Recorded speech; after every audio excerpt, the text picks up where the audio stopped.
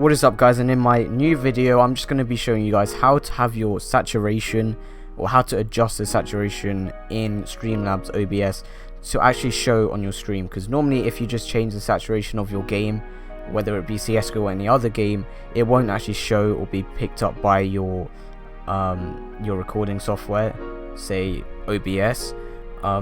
So I'm just going to be showing you guys how to adjust your saturation on OBS, because my previous video was actually just how to adjust saturation on your desktop.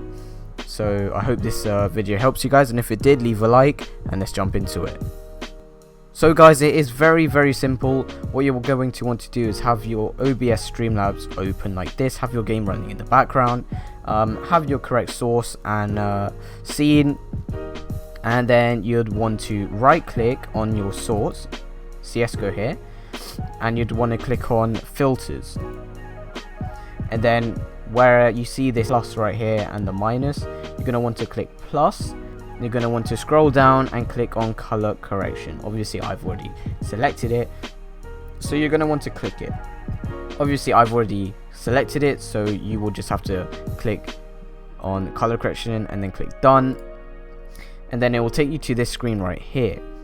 And as you can see, you've got all of these different options to adjust, and we're just going to be focusing on the saturation. Now of course I've put it on 1.45, but you can adjust it to whatever you want. Under 0 it's going to look darker like that, and over 1 it's going to start looking a lot more vibrant. And I leave it on around 1.45 because that's like probably the best.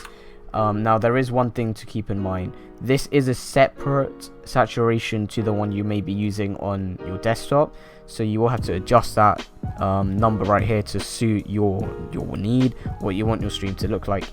And you don't even need to change it. If you don't want your stream to see what you are looking at, like the saturation, leave it like it is.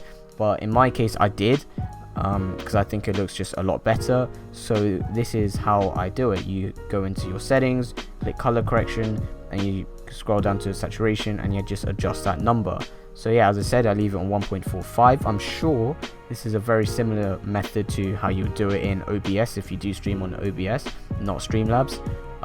But I mean, OBS Streamlabs is just better for streaming, obviously. So yeah, I hope you guys enjoy. I hope this helps you, and if it did, remember to leave a like, comment down below if it did, and subscribe. Thanks.